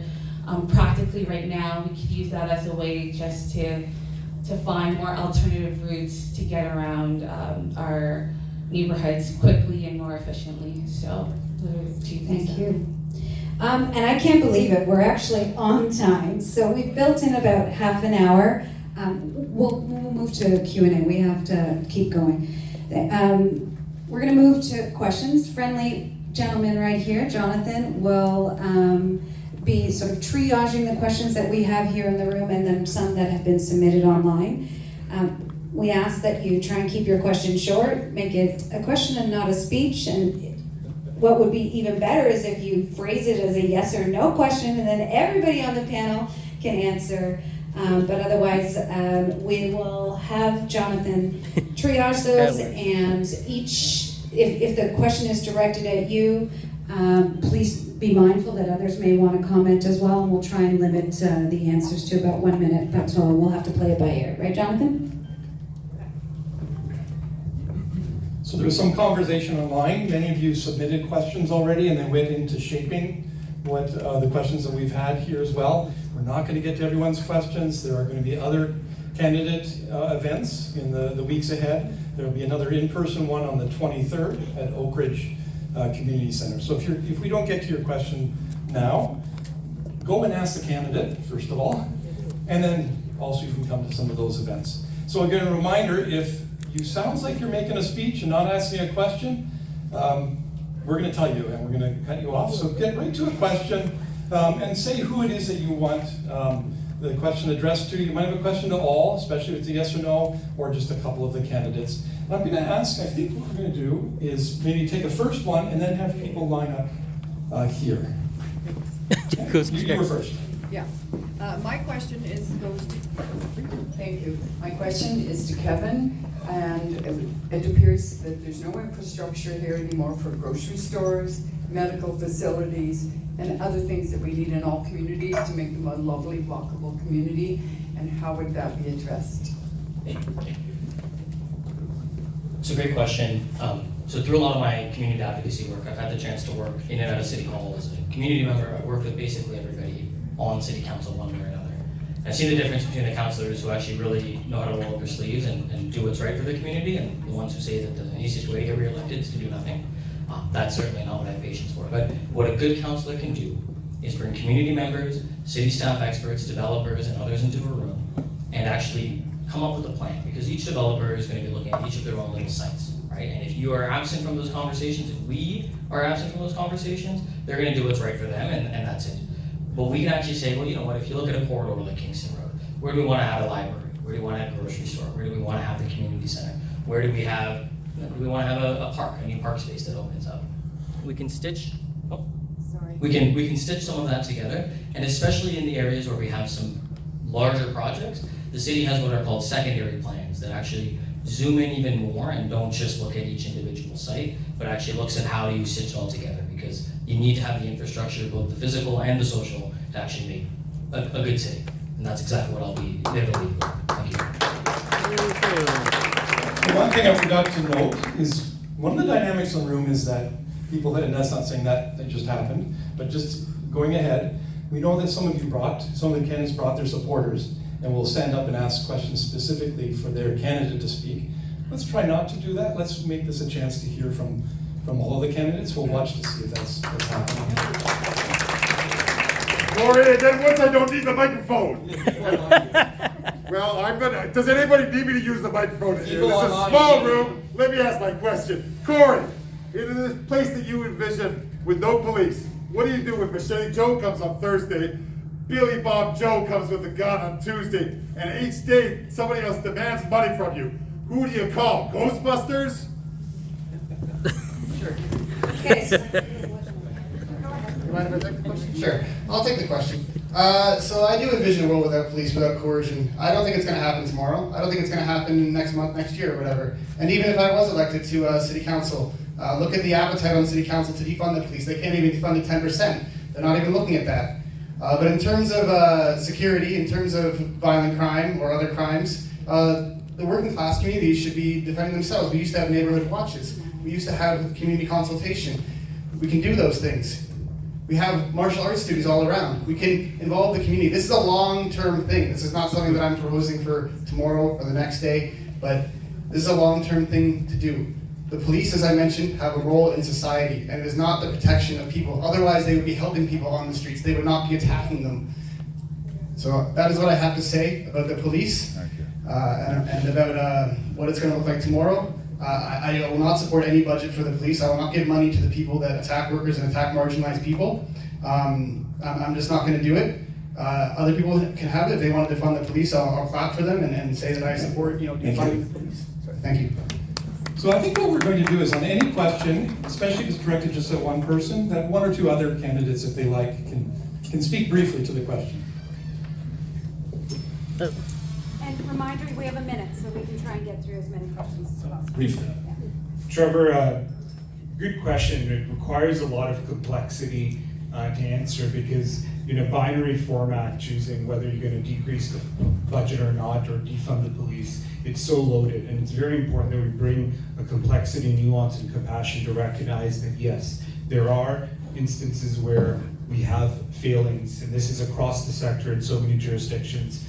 But that doesn't mean we throw the baby without the bathwater. When I was trustee, when I came in 2014, it was appalling, the employment equity results for our board, where there's staff, teaching staff, or principals, and we moved the needle on that, and that's something we need to do with police. The reality is we're seeing historic surge in immigration. We need to maintain a ratio in terms of police officers to citizens, and in fact, in North America, we have one of the lowest ratios in terms of number of police officers, or rather highest ratio, number of police officers to the population. So that's one of the things. I know of very socially minded friends who've asked, why can't you support defund the police? But that's the context. Hi. Good. Yeah. Suman Roy. I want to answer both the questions very quickly. One, we cannot defund the police unless we actually invest in services and programs. Once we do that, then we can talk about defunding the police, not before that. And second of all, the previous question, I'm going to take 10 seconds to answer that as well. I think what we really needed to do, and I've demonstrated when Sun Valley closed, I was out there talking about figuring out how we can get a grocery store in that place. We unfortunately saw that when the new development is going in, they have 400 some square meters of market for retail space, which is kind of a nail salon, literally, if you think. But with a few community members here, we negotiated, and so far we were able to get almost double the amount of space. So this is just what we did in the last couple of months. So given being the next councillor, we need to be on the table, we need to be ready to negotiate. Okay, next question, please. Yes, my name is Misha, I'm Danforth Gardens Neighborhood Association, and my question is to everyone, how long have you lived in the ward, and what's one concrete accomplishment you've achieved while you've lived here?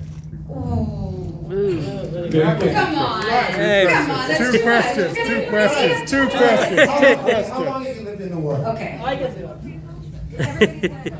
Sure. I've lived in the ward for about 22 years of my 34 years on this planet. The rest of it's been downtown Toronto. Thank you very much. My name is Khan Black. I live next to LCBU. If you go to LCBU, you know LCBU? Just beside their LCBU. I built a garage there. When Corona come, I built a garage myself. And there's no work. So I lived in 6 years. Okay, I lived all my life in East End. I live in Main and Danforth. I built a house in Barrington, 80 Barrington, secret school. My all children come here to swim. This is to be Thank you. Next. Kevin Rubisang, I've lived here in Toronto for most of my life, lived in Scarborough Southwest for the better part of 3 years. I'll probably be here for the better part of the next 3 decades, and that's exactly what I'm leading forward, just to thinking about the future. Thank you. I immigrated here 22 years ago in this riding with literally $42 in my pocket, went away for 3 years, but for the last 8 years we are back in this riding.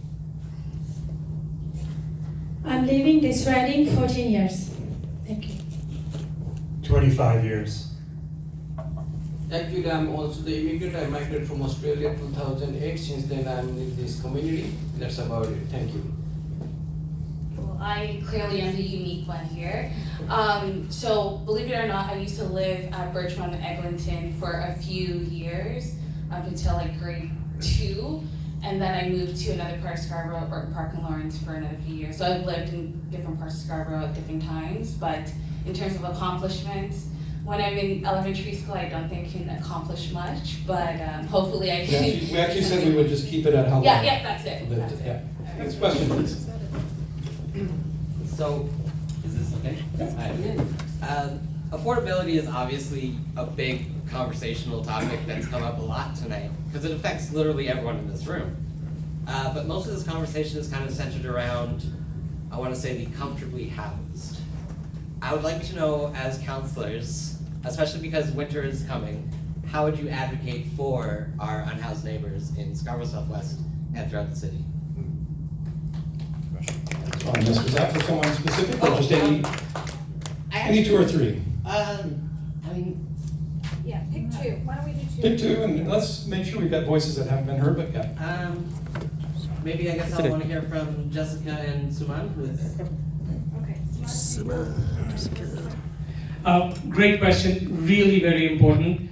We have already seen that the City Council, I think today, has approved to open up the winter shelters. And this is the first step. If I was on council today, I would have 100% supported that. But I also understand the modular housing program, which has been a really good concept, but the execution might need a little better. At 11 Massey, which is right in our riding, we have the first modular housing project, which unfortunately I think could have done a lot better. So programs like that.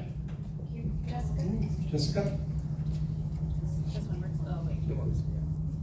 Hello. Sorry, can you rephrase the question one more time about affordability? Well, essentially just how would you advocate and support our unhoused neighbors in the community and all over the city? Right. So, believe it or not, I am an affordable housing organizer in the west end of the city. So I actually work with tenants one-on-one, especially those that are being displaced right now with the new condo developments.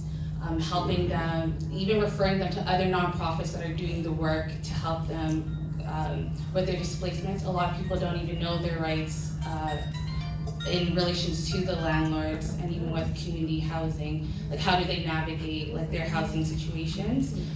So I have, oh sorry, my time's up, but I have practical experience in terms of that, so yeah. Great, thank you. Be great if we have some yes/no questions. We have to use those paddles again. Next question. You don't have to do yes/no. Hi, my name is Ingrid Sheriff. I'm a new resident of Scarborough Southwest, but I used to live in Beaches, East York. My building was very, very old, so I used to live at Woodbine and Gerard. But I am no stranger to Scarborough, okay? My grandmother lived in Scarborough. I have so many memories of Scarborough, but a lot of my relatives still do live in Scarborough Southwest. Eldorado and Clansman. The question is, okay, can I ask Parthy, where do you stand on artificial fluoridation? And if elected in the upcoming budget, like it said in 90 days or, coming up for next year, the city budget, would you look at eliminating artificial fluoridation to save money? Or any other comments would be great. So I'll be honest, I know very little about this topic, but recently someone actually asked me this question at the doorstep, and I came home and asked my wife, what do you know about fluoridation in tap water? Because City of Toronto tap water has fluoride in it. And she said, well, for our daughter's toothpaste, there's a sign that says no fluoride in it, right? So that got me thinking that there's likely is some science behind that concern if a corporate toddler toothpaste maker is advertising that. So that's something I would study, reflect on, look at the data, talk to senior staff at the city, see what their position is, and talk to, of course, critical thinking scientists and hear their perspective, engage the room to see what the appetite is for, and lead at least public information sessions. Thank you. And it allows residents to delegate at City Council to have their voice heard. Next question, please. Hi, my name is Giri from Scarborough. I really get, my question is, I would say, let me give some context. There's no neutrality in justice. Today in our community right now, Islamic community is going through an outrage because of what's happening to their brothers, sisters, and children in Palestine. They're subject to genocide by the apartheid state. And we are all watching right now. They're looking for your leadership. What are you going to tell them right now? You have to take a position. Are you going to stand with humanity and save those children, or are you going to stay complicit? You don't have to answer if you don't have it prepared. But I really insist you to speak right now because they're dying in front of us. Who would like to answer that? Let's have a couple. Go at the far end and then.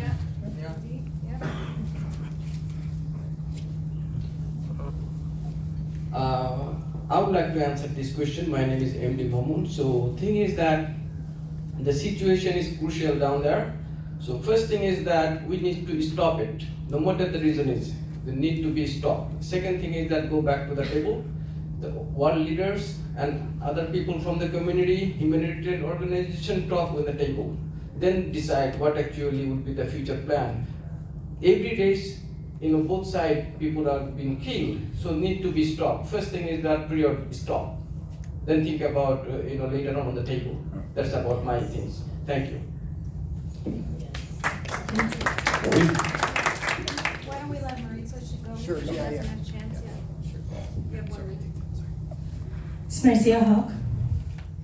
I will say the first thing is stop this genocide. Stop killing the women and children. Whatever were issues, they can talk at the table, they can take a decision. But the first thing is stop the killing. Thank you. Free the hostages. Okay, we're gonna try and keep our Yeah, free all the hostages. Yeah! All the Palestinian hostages that are being held in Israel. There's been 75 years of ethnic cleansing that Israel has committed against Palestine. 75 years, backed up by US imperialism, Canadian imperialism, backed up by a massive empire. It's a fortress in the Middle East. The US used it to attack Iraq, they used it to attack Afghanistan, they used it to attack Libya. Israel is an apartheid state. It is run by a racist government. It has been for a long time. What's going on in here? Come on, I'm leaving here. Go Come ahead. on, give me a break, man. Look. You're just kind of full of shit, man. Sure. Actually, if we could keep it to what you can do as a counselor. Sure. I would advocate for solidarity with Palestine. Olivia Chow condemned support Palestinian protesters when they demonstrated in the street in tens of thousands. She condemned them. She asked the police to watch them for hate speech in the middle of a genocide, in the middle of a giant airstrike. So, you know, Toronto's got to extend solidarity with oppressed people around the world. We should be internationalist. We should be for the oppressed, not for the oppressor, and that's where we should stand. I'll leave it at that.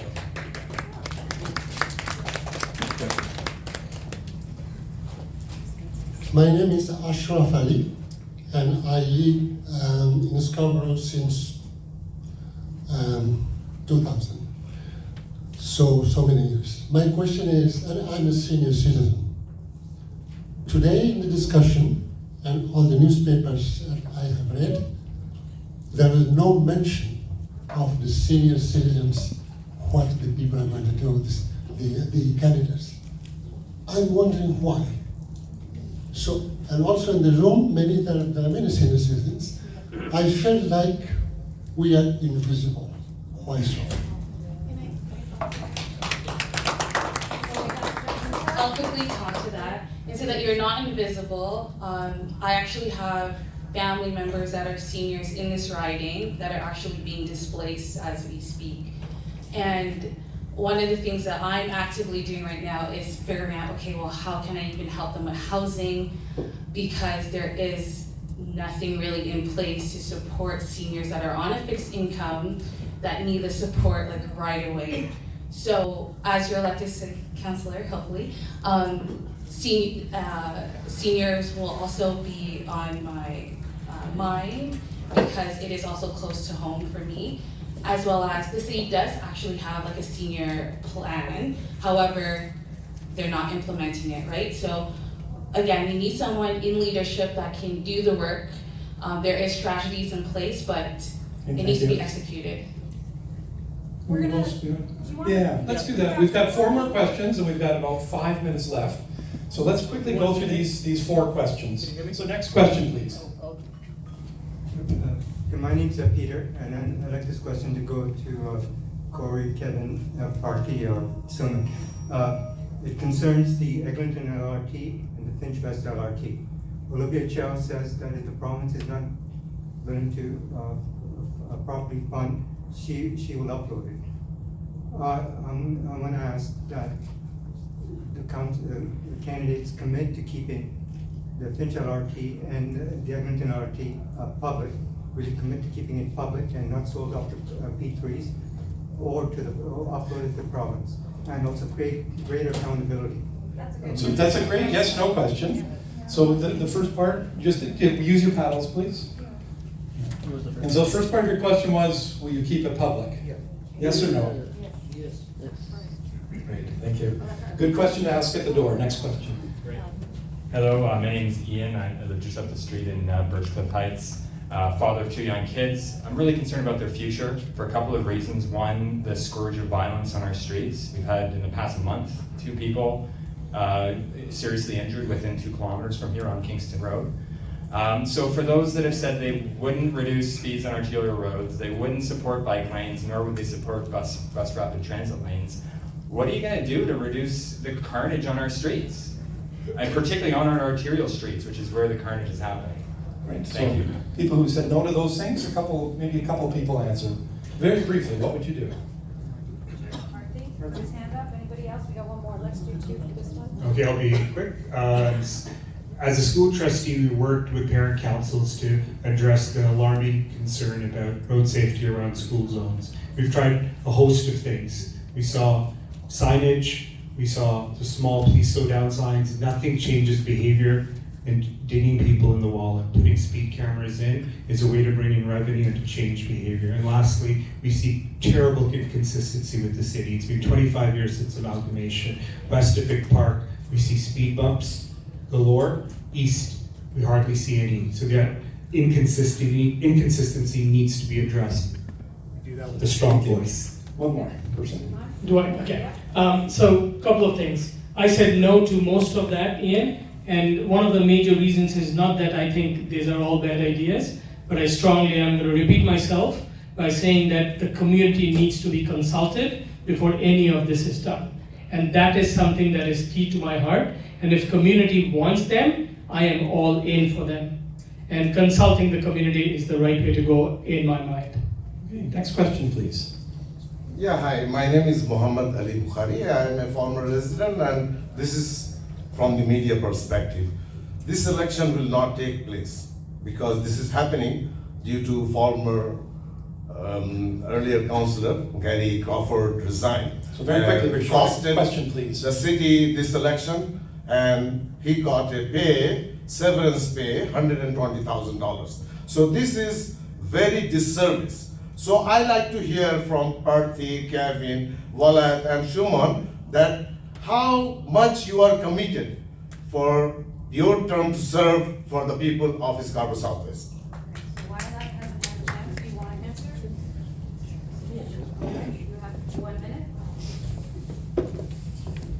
Thank you very much for your question. Yes, I read it in the newspaper. Gary Crawford didn't resign he waited for 10 days to get the full salary back. Why the city council will have back the full pay? You know how much it is? At that one, it's $10,000 per month. I'm senior citizen. I got a $2,200 my pension. The city council then they retired the politician, they got a $10,000. They had to stop. This is our money.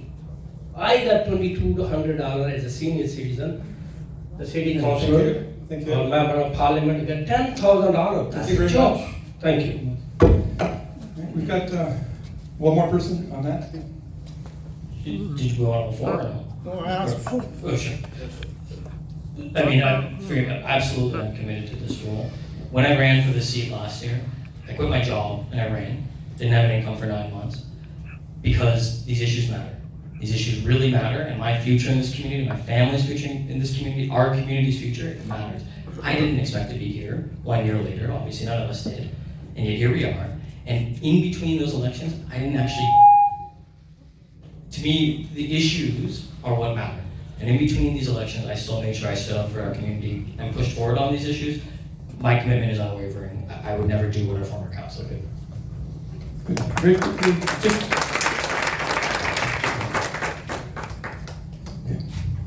So this is going to be the question that makes up everybody's mind.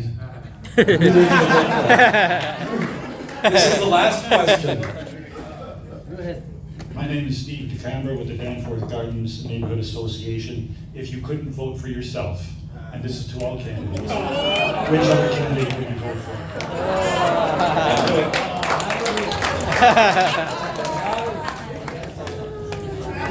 Okay. Yeah, if I couldn't vote for myself, I'd probably vote for Kevin. I'll vote for myself. I have 25 vote my family. Thank you very much. Come on again. 25 for somebody else. Thank you. That's a lot. If I couldn't vote for myself, I had the pleasure of working with Suman for quite some time, and probably vote for him. Nobody gonna win. Thanks, and it's reciprocal. If it wasn't me, it would be Kevin. Okay, who's paying off who? If I can vote, I will vote Parthi. It's a very good question. I would vote for Jessica. I think her personality and her lived experience matter, and I got a true sense of honesty and warmth is what we need as next city councilor. Thank you. I believe I'm competent. I think about myself first. I'm gonna go for me first. If it is not, so the very simple thing is that it is my answer. Yeah, second person actually I don't have anything in my second person. That's not nice at all. That's a really tough question because a lot of the candidates here come with a lot of great experiences, and you know what, since I love backpacking that's going on, Parthi for sure will be my runner-up. No, but Parthi for sure. So when I make Parthi, if I have time. Oh, okay, well, you guys can talk to me later, but Party's amazing. You know what, that's what I'm gonna just remind everybody, we're gonna have to call it there because they're gonna have to clean up the room, but a number of the candidates have agreed to stay back after, so if you have any specific or additional questions, feel free to approach them after that. So I want to thank all of you and everyone online for spending your evening with us. I wanted to give another round of applause for all of the volunteers.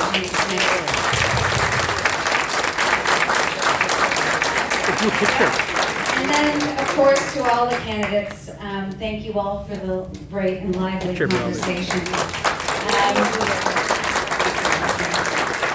To our friends online, we're going to be disconnecting the Zoom call shortly, but I believe a recording of tonight's event will be posted, so stay tuned for that. There were 100 people online. 100 people online. So with that, we'll now conclude this event. Have a good night, everybody. Safe travels, and please remember to vote. Can we get a picture? Thanks to you for hosting us. You guys are good. Thank you. Can we get a group picture of all the candidates? Yep.